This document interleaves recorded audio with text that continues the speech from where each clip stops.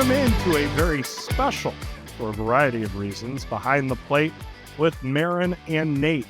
Maren Angus Combs, the softball writer for Hail Varsity, joins me, Nate Rohr, play-by-play voice for Nebraska Softball. And this is a historic day for Nebraska Softball. We are joining you mere hours after the official announcement that Jordy Bahl, the two-time All-American pitcher from Oklahoma, first-team All-American, most outstanding player in the 2023 Women's College World Series, announces that she is going to play for the University of Nebraska in 2024. So a very exciting day, a program-changing day, a day that changes the softball landscape nationally and especially locally. And so we'll chat about it. We'll also wrap up the WCWS that Jordy just dominated. And we'll also try to put it in a greater national perspective. Rhiannon Potkey, the editor of D1 Softball, will be joining us later to discuss the Jordy Bahl transfer. But Maren, you're plugged into the local softball scene as a high school coach, as a club coach, as somebody who covers this sport. What does it mean to see somebody who is that nationally accomplished come home and play for the Huskers? Yeah. So you guys can see I'm rocking my Nebraska Gold gear today. Jordy is a Nebraska Gold kid, so I got a rep. But I think, honestly, there was talk internally within the local softball community earlier in the season that this could be a possibility. And it was very tight-lipped, right? Not a lot of people outside of, I think, just the Omaha community really knew that it was an option. And so for me, I wasn't surprised when the announcement came. I know everyone else was. But well, yeah, it's a very unique transfer. Like you, I had heard sort of in the subterranean that, Jordy was thinking about this, that this was a possibility. Whether it was just trying not to jinx it, whether it was just trying to not get in the way of it, I didn't want to believe it. I didn't want to let myself get excited about it. Yeah. Because I was worried, well, it would be a pretty big come down if it didn't happen. Right. But I think I was hearing a lot of the same things that you were. I thought it was interesting. Jordy did an interview with Larry Widman, who is a psychologist and somebody interested in sports psychology. And she did an interview with him, and she mentioned that coming back for fall ball this year, she didn't have the same fire. And coming back for fall ball at Oklahoma, in a lot of ways, is more difficult than the season because you're facing 1 through 9, the best hitters in the country. Mm-hmm. And so the fact that you're facing those hitters and you're not fired up for it, you've been a national champion, you're healthy, because remember, Jordy was nicked up toward the end of her freshman year, but she just didn't feel that same fire. And I think that's when the idea started to take root in her head. Am I really and truly happy here at the University of Oklahoma? Mm-hmm. Because from the external, how couldn't you be happy? They're the best team in the country. And like I said, we'll get into their run. You're playing in front of massive crowds. You are playing high-profile games constantly. But I think she just had such a desire to come home. It's been brought up in the coverage of this transfer that she was committed to Nebraska in 2019. She'd been committed since she was an 8th grader. The summer of 19 was the summer between her sophomore and junior year. And when she decommitted, that was when the investigation of Rhonda Revelle came to light. And as that happened, Jordy had to take care of herself, had to take care of her softball future. She didn't know what Nebraska softball was going to look like, and she also had an opportunity to join that great Oklahoma program. Well, the investigation went through, and it was proved that Rhonda Revelle and her staff was going to stay and should stay. And with that stabilized Nebraska's future, which made coming home attractive. And then, Jordy goes down to Oklahoma, and a lot of Sooner fan reaction has been very heartening. I want to make sure I mention that the Sooner faithful have taken this, for the most part. You've got your crazies here. Yeah. They have taken it, the vast majority of them have taken it in the right way, which is to say, she did everything she could for our program. Pitched well for 2 years, gave us everything she had, dominated in her last weekend as a Sooner. I mean, there's the possibility that a distraction creeps into your head. Well, it's my last dance with them. And no, Jordy locked it in and pitched as well as anybody has ever pitched on that big stage. But in the end, the desire to come home was so compelling for her. One other thought, and we'll continue on, but, you think about it and sort of the hierarchy of goals for an athlete, especially a college athlete. At the most basic, I think, is to contribute, right? Mm-hmm. To be a valuable part of a team. The next step is to be a part of a championship team, maybe a conference championship team, in some cases, a national championship team. Well, Jordy did step one, obviously. She's done step two, obviously. There are a very few number of athletes that can do step three, which is to impact your sport, which is to impact the landscape of your sport and your region, and what high school athletes see as possibility in their sport. And yes, it's important that Jordy was successful at Oklahoma, but especially to come home and do it for the University of Nebraska, to where she will be in the spotlight in her home state, 56 games next year. That's a level very few athletes get to try and achieve, and I think Jordy's going to be able to achieve it. I think it changed it. I think her return home opens doors here in the state for softball players.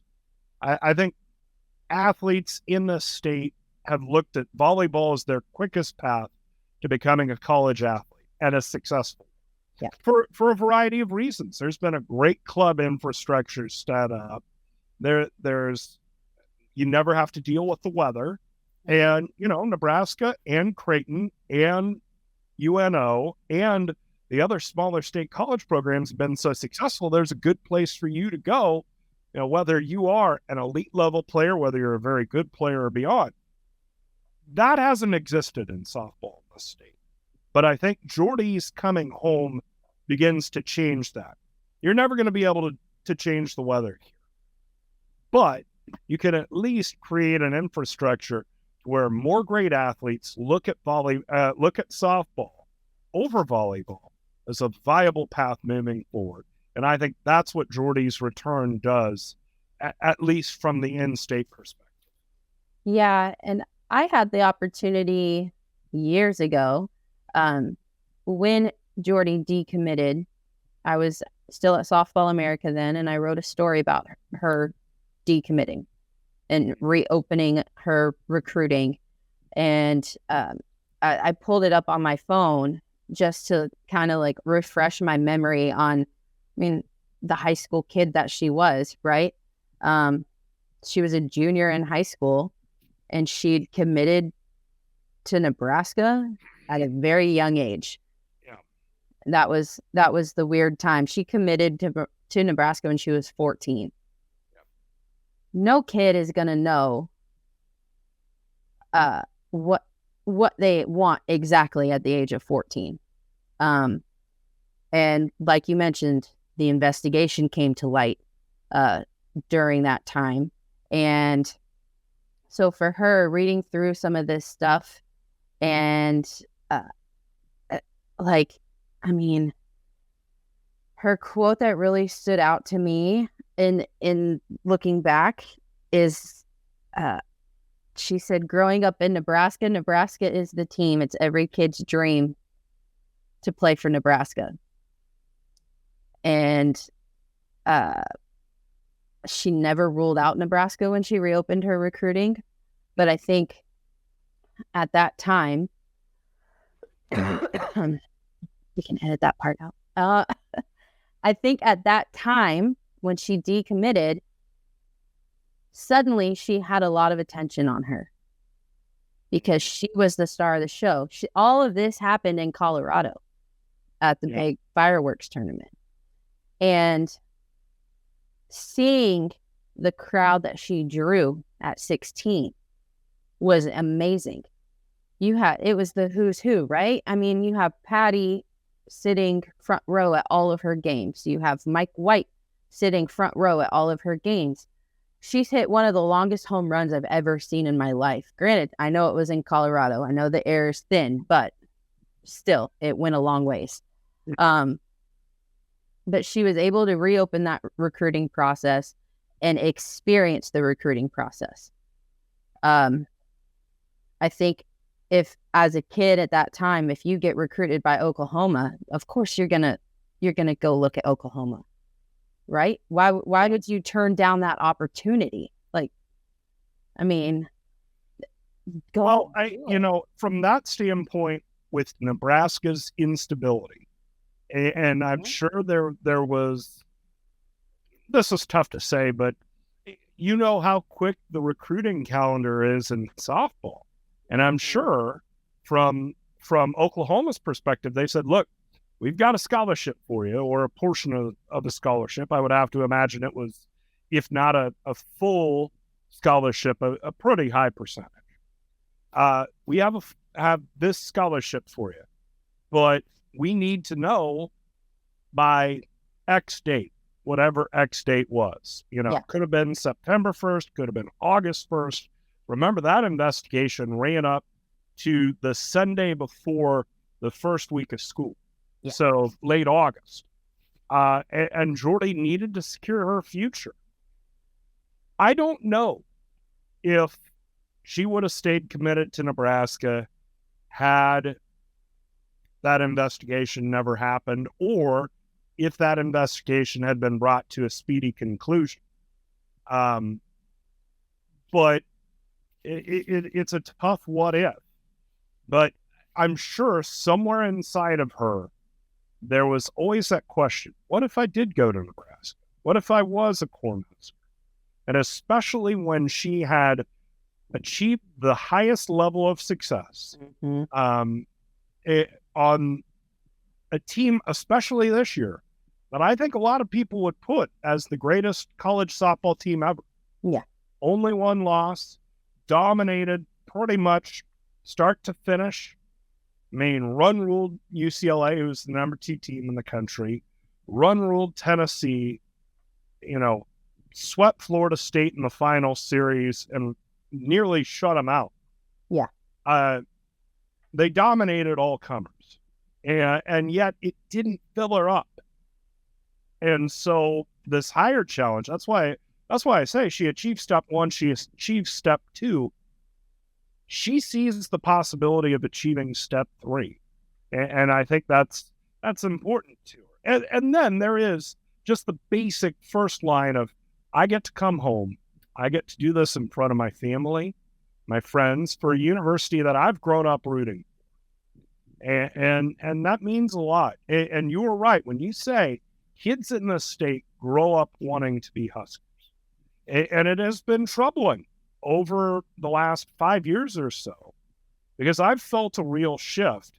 I grew up in the mid-90s when Nebraska was everything, football and otherwise, So you're talking about the football run. You're talking about baseball going to the Men's College World Series 3 times in the early 2000s. Softball made 2 runs to Oklahoma City and went undefeated in a Big 12 year. And then, of course, volleyball did what they've done for 40 years, to their immense credit.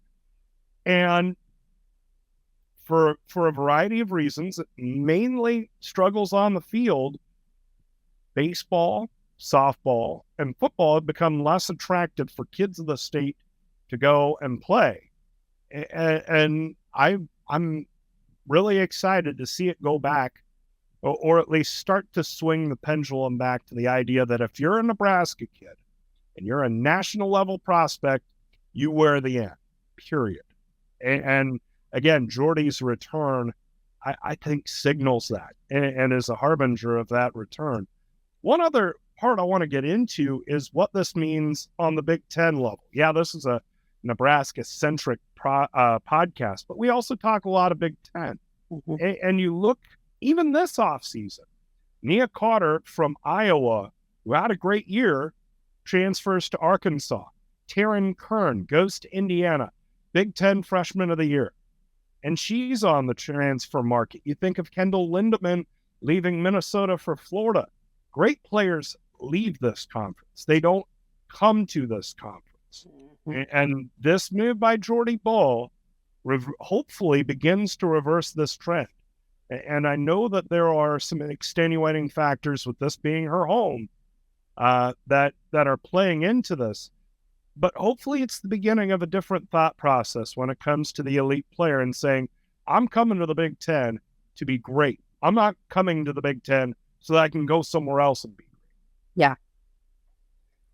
I would agree with that. And as I've watched this transfer portal over just the last couple weeks, right?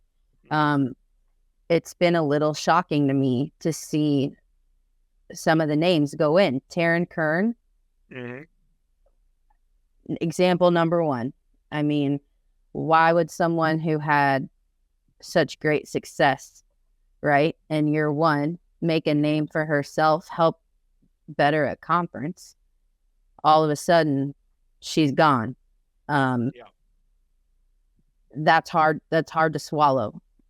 Nia Carter, like you said, when I saw that news, and to see her end up at Arkansas, it makes me cringe a little bit, because as we talk about, the home state kid coming back, looking at Arkansas's roster, and they've got 3 kids from Omaha on their roster, and it just kind of makes me feel like, okay, what else needs to happen to keep these kids at home? And I think Jordy making this move opens that door. I think it might create a domino effect. I think we might start to see more Nebraska-raised kids have a bit more of an interest in playing for Nebraska. Right. And I think what they're going to see with Jordy Bahl is Bowling Stadium full. Mm-hmm. They're going to see the excitement that a very successful Nebraska team can generate. Because, in the last decade or so, let's call the last 15 years, you had the Edwards sisters arrive, which really changed Nebraska softball from a team and a program that was going to regionals pretty much every year, not likely to get out of them, to a team that had legitimate Women's College World Series aspirations. They got it done once, and they got sent to a meat grinder of a super regional at Alabama, lost twice, but led in both games. Jordy's recruitment is that impactful and more because she also brings the success that she had at Oklahoma with her. I mean, even if people didn't know the backstory, even if people didn't know she's from Papillion, Nebraska, if you were flipping on ESPN, if you were watching SportsCenter, you saw Jordy Bahl. And that's a name you heard. And in the first 15 minutes, it wasn't just, let's show 2 cuts and end the show with it. Oklahoma softball with Jordy Bahl in the circle was a national story 2 weeks ago, and night in, night out. And so you have all that publicity, you have all that interest built, And then people hear she's from Papillion, Nebraska. She's a Nebraska kid. Okay, she's one of ours. Oh, by the way, she was committed to come to Nebraska. She could have been one of ours. And now they hear she's coming back, and she is one of ours. I think the interest will be immense. I've not had a chance to check the Huskers.com ticket page to see if they have a link for season tickets yet on softball. They should. Yeah, absolutely. I don't know how many people I've seen tweet, man, I want to get my tickets. I want to go see her. A friend of mine texted me and said, hey, congratulations. You get to see one of the best to ever do it 30 times next year. Yeah. And so even if you're not a diehard Nebraska softball fan, this is one of the best players in the country in her sport, competing for Nebraska, playing at Bowlin Stadium. They'll only get 15, 17, 18 home games next year. I expect Bowlin Stadium to be full all year. Bad weather, good weather, mediocre opponent, great opponent, doesn't matter. I think Bowlin Stadium is going to be full next year because people want to get an up-close look at greatness. And Jordy Bahl has shown that she has that level of greatness. And the thing watching her in the Women's College World Series, you watch more softball other than Nebraska than me. I mean, just because of the softball calendar, I don't get to watch other softball a whole lot. I follow it, I check box scores, whatever. Right. But sitting down and watching her, it isn't just that she's good, although she's damn good. Yeah. It's that she's so magnetic out there, fiery, passionate. And I think that, if you didn't see her during the Women's College World Series, you get one look at her and the way she goes about things in a Husker jersey, and you're sold. And I think people are going to get very excited about what they see from her as a Husker. Right. One other element I want to bring up. So Jordy has been very successful as a pitcher at Oklahoma, All-American twice. Nebraska is going to use her both ways, which I think was a contributing factor in her wanting to come home. The fact that she'll be able to hit. You saw Oklahoma in the Women's College World Series use her as a pinch runner, just keep her engaged in the offensive half innings. Nebraska, I think, is going to slot her into the lineup. They have to, because I thought Jordy had a shot at being a two-way player for Oklahoma this year after watching her in the fall. And I know the fall she wasn't all there, but even her not all there in the fall was better than some of the other players at Oklahoma, which is saying a lot. Yeah. And she hit home runs off Alex Sirocco in the fall. And I'm watching these games and I'm like, how do you not play her? But Oklahoma is so deep and has so many players who can hit that she's not one of the top 9 hitters, which is mind-blowing. Yeah. And it's not a secret that Oklahoma retools, they just fuel right back up. As soon as they lose someone to graduation, they're just going to get another one, right? And it's just going to keep going. And so for Jordy to make this move, I think it benefits her not only as an athlete, but also as a person. I think in her statement, she even said she just wants to be Jordy. And the kid is humble. She doesn't love the spotlight. And at Oklahoma, she is the spotlight. Yeah. I can't imagine, just based on Oklahoma Twitter, right? I can't imagine what day-to-day life is for someone like her in Norman. Mm-hmm. Because I'm sure she just gets stopped all the time, right? Sure. I'm sure a lot of those girls get stopped all the time. Yep. And to see that she just wants to be herself. She wants to be at home. She wants to be with her family and her friends. That's her. And you can't fault her for it. Right. And it's just ironic to me now to see like Oklahoma Twitter, right? They're supporting her. Like, good luck. Thanks for all your hard work. But during the World Series, if you said anything against Oklahoma, they were like, oh, pitchforks. So ask Carol Hutchins about that. I mean, it's just it's refreshing. Like seeing the graphics that were done for today made me want to go through a brick wall. Like I'm here for it.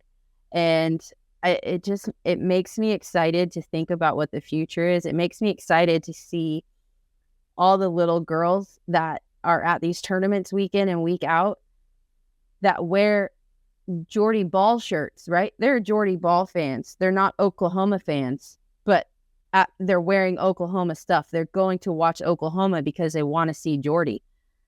Now they get to cheer for the team that they are a fan of. Yep.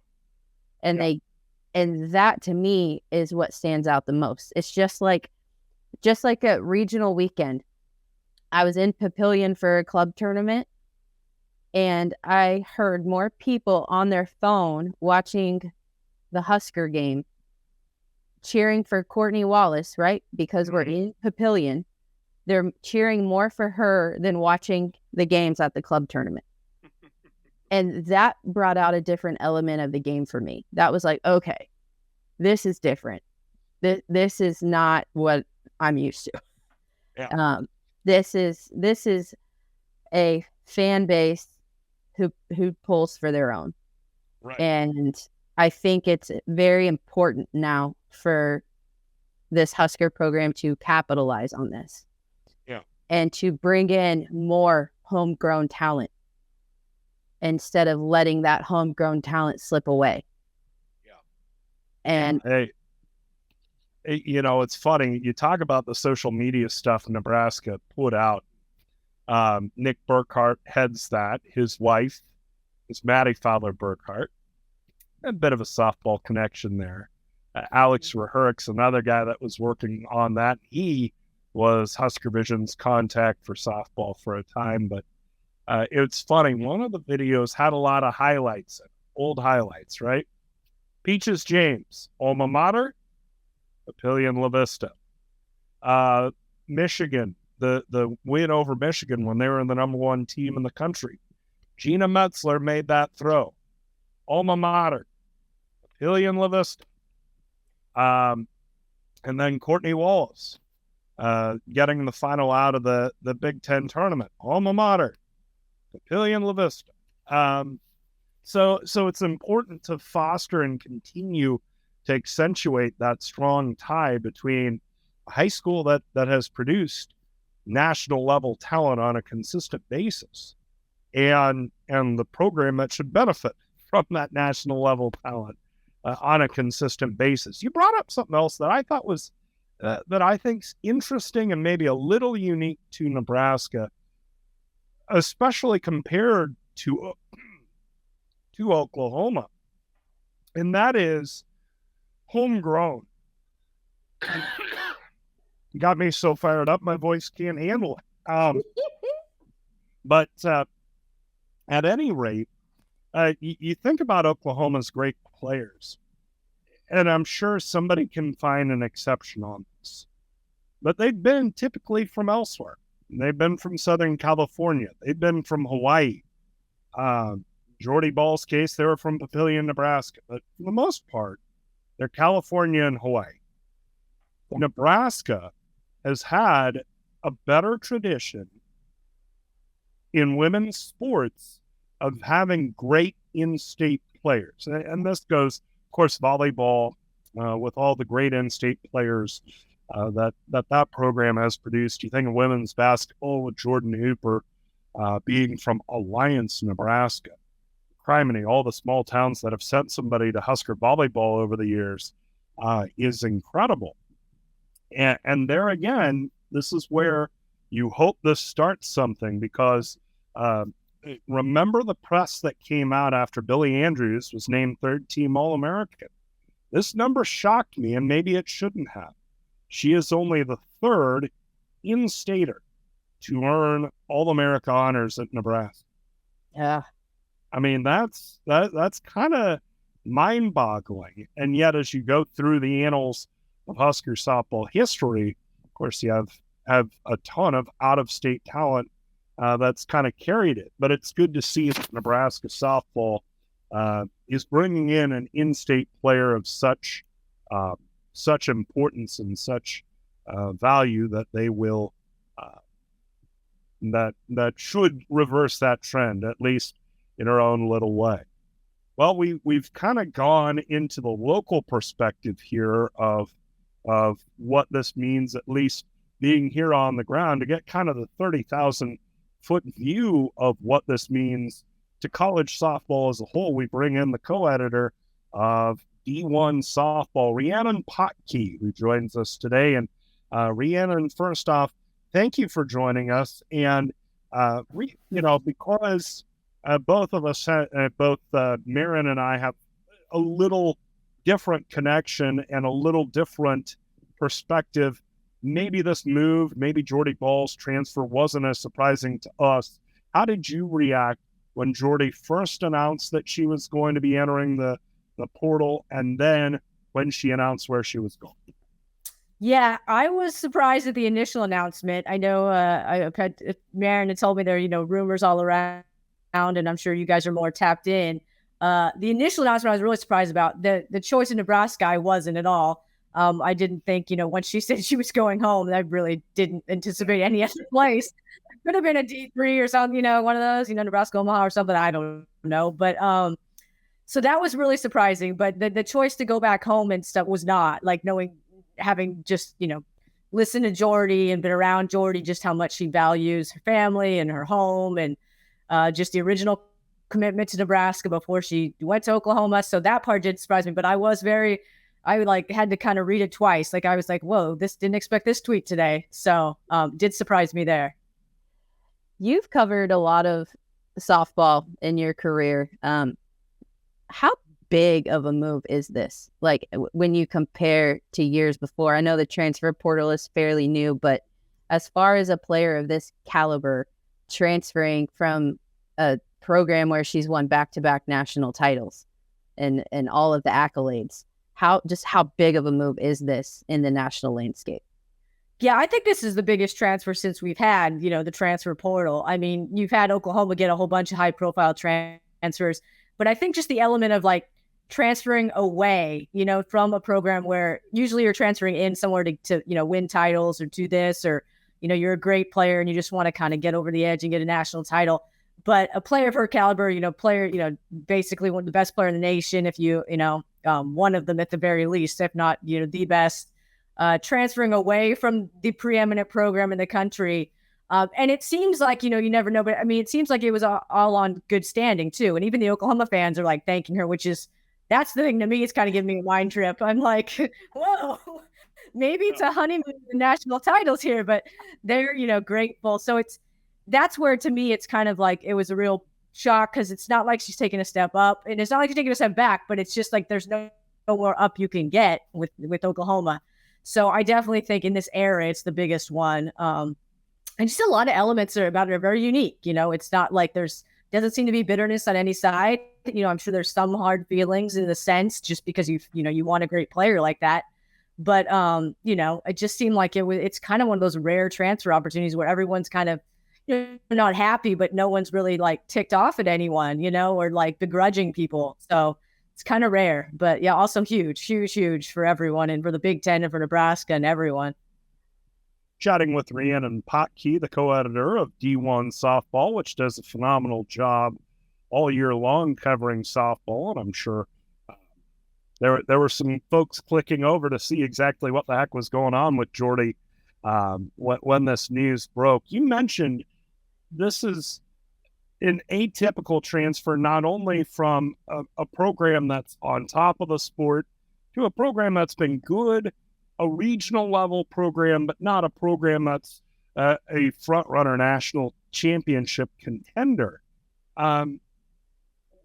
Where does this change how you look at Nebraska softball? How does it change how you look at the Nebraska softball program first for the 2 years Jordy has remaining in her eligibility, then second for Nebraska softball in a longer term?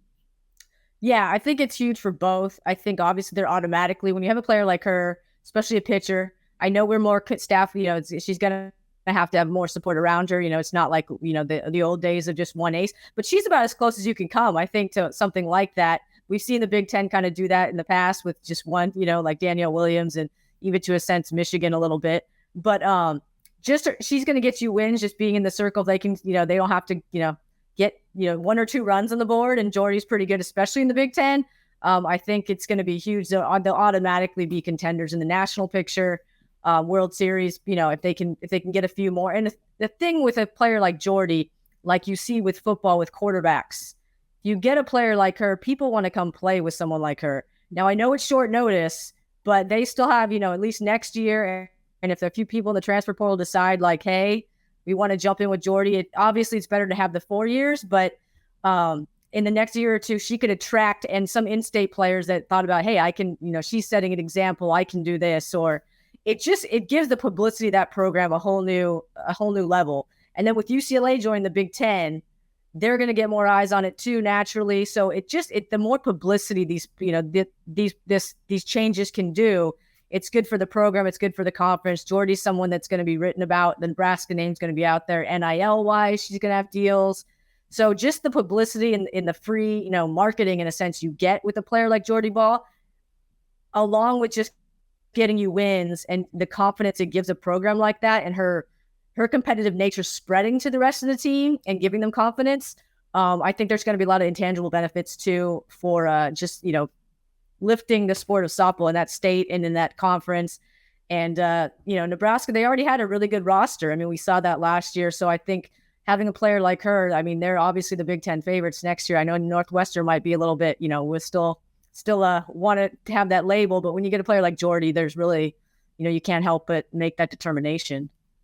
Yeah, I know it's super early to even talk about the predictions of next year, right? I think if we look from that 30,000 foot view, everyone's like, oh, Oklahoma's probably going to win again next year, right? Like, but when this move happens, what does that do for Nebraska? Do we automatically think they're a top 25 team preseason right now?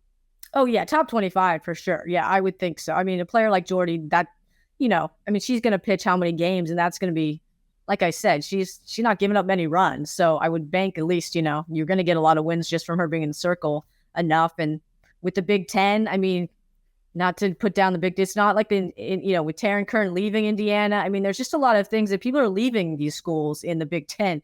So that amps it up more. And I think she gives you so many wins just by her presence. So yeah, I definitely think top 25 for sure. A player like that. She's, especially like I said, when it's a pitcher and you have her, that's good for wins on her own, as much as it's a team sport. Pitching obviously is the key. Chatting with Rhiannon Potkey, the co-editor of D1 Softball, about the Jordy Bahl transfer and all things softball here on Behind the Plate with Maren and Nate. You brought up the Big Ten picture here and the fact that the trend has been for great players to leave this conference as opposed to come into it. And of course, there are some unique points to this Jordy Bahl transfer in that made it happen. The fact that she's from here, the fact that she was committed here, the fact that she has really a strong sense of kind of owing Nebraska something.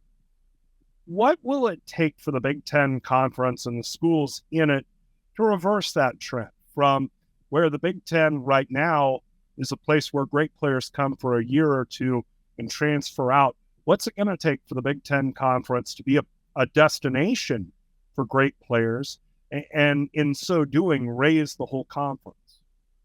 Yeah, it is. There's a lot of, complexity to that, just because of, obviously like the location, some of the weather issues, that sort of thing, just the recruiting ground you have with those states. versus warm weather states. So you're naturally going to kind of be at a deficit in a sense with those sports.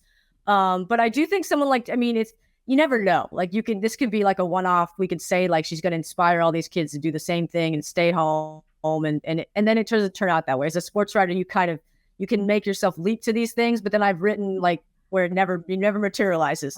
So, like you said, a unique situation, her having been born there. But I think, I think it could kind of, and again, we talked about UCLA entering the conference. That's going to be a huge thing. I mean, there's going to be more eyes on the Big Ten because of them being in there, and they have more media rights deal money. If NIL money's in play, there's all these little factors where they could take advantage. Now, will it come to fruition and will enough go to softball to help that? That's to be seen, but they're in an advantageous situation with all these little things in terms of like media rights deals, in terms of like more exposure. So they really need to take advantage of it. That's the thing. They need to harness this right now because you don't know how long it's going to last. So once UCLA gets in there, Jordy Bahl in there, there's like a 3 or 4 year stretch right now where they could take off a little bit if they can get the right recruits in. And if people are seeing them more on TV, if people are seeing like they can be successful, you're not, most of the time when you're playing those games, you're going to Florida, California anyways in the super cold. So now you're really playing in that. So if they can get through to kids and see that, hey, these schools are great educations, they can be on the national stage, it's worthy. It's definitely more of an uphill climb, but these two are good starting points, right? They have now where they can really sell that to people and get people interested. And you have a player like Jordy, she's going to attract eyes. And so people are going to tune in. And so you have to really take advantage of that platform right now. Nate and I have talked about throughout this season how much talent has left the state of Nebraska, right? Everyone learned who Ruby Malin is this year.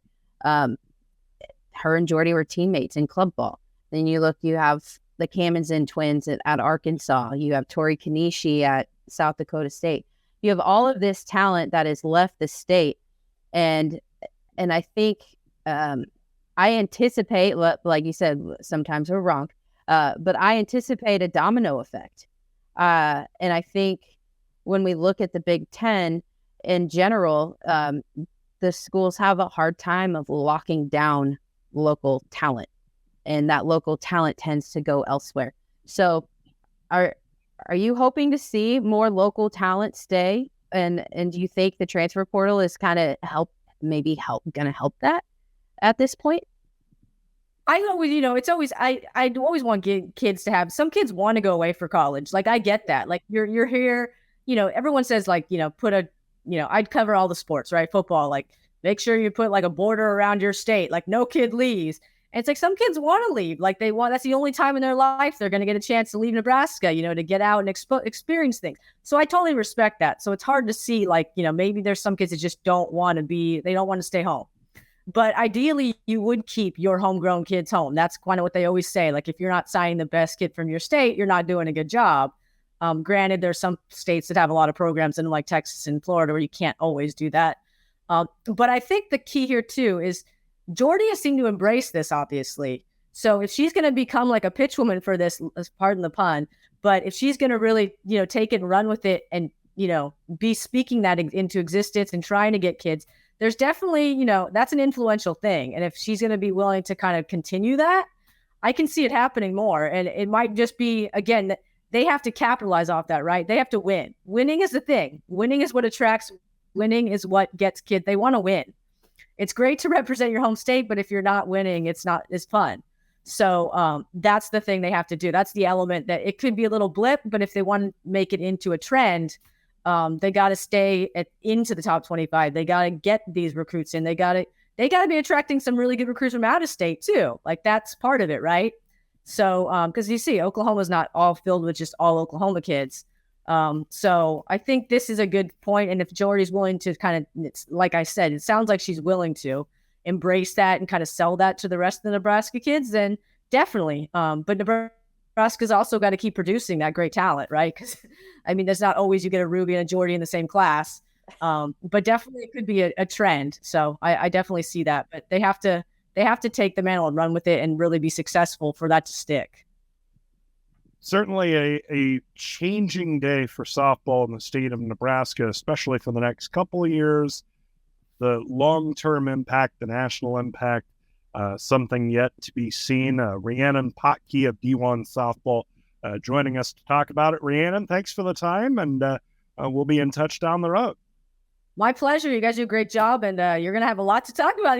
Hopefully I'll be back on because there's going to be a reason for everyone to be tuning in. I'm sure you guys are excited. I'm very excited. Very excited. Thanks so much. Yeah. Bye, guys. Bye. Yeah. All right. Rhiannon Potkey of D1 Softball joining us. Maren, well, just a final thought or two before we wrap it up. First for today. Secondly, for the season. Anything to kind of keep an eye out on through the summer? Yeah. Well, obviously, I think the highlight right now is Taryn Kern has not announced where she's going. I think that's something for us to keep an eye on, especially after the season that she just had. I think that seeing if more kids come to Nebraska is something to watch for. And I think when we move forward, seeing just how much Jordy embraces this spotlight that she's put herself in. I think that she is a great role model for the younger generation out there. I think that she's put herself in a position that a lot of young student athletes don't want to put themselves in. And I think it takes a lot of strength and a lot of courage to leave somewhere that you called home for 2 years where you were successful to come to a program that isn't at that level. And I'm just excited to see what happens next, honestly, because I think we can't predict it. Yeah, I'm gonna kind of build off your number two thing to watch this summer, which is I wouldn't be surprised if Nebraska continues to work into the portal and tries to add a little more. Of course, with everything they have back, there isn't a whole lot of room. But I will be interested to see if the Huskers continue to stay active. And then, yes, the next 6 to 9 months are going to be very interesting to see how Jordy changes the Nebraska softball program. Because I think when you add a player of her caliber with her credentials, 2 national championships, where she was a significant part of both teams, I think that that addition to your roster is going to change the roster significantly and the program significantly. Well, Maren, it's been a fun year. Enjoyed chatting softball with you every week, and I think the fun is just beginning. I think we got to buckle up for what next season's going to bring us. Yeah. Wait. I wouldn't mind fast forwarding to January. Now, hey, there's a Husker football season until then, but not to skip over that. But at any rate, it's been a pleasure, and we thank you for joining us all season long here on Behind the Plate with Maren and Nate. We are going to take a few months off, but we'll be back with you in the preseason ahead of softball 2024. And with the news today, that story just got a whole lot more interesting. Until then, for Maren Angus Combs, I'm Nate Rohr. Thanks for listening. We'll talk to you again down the road.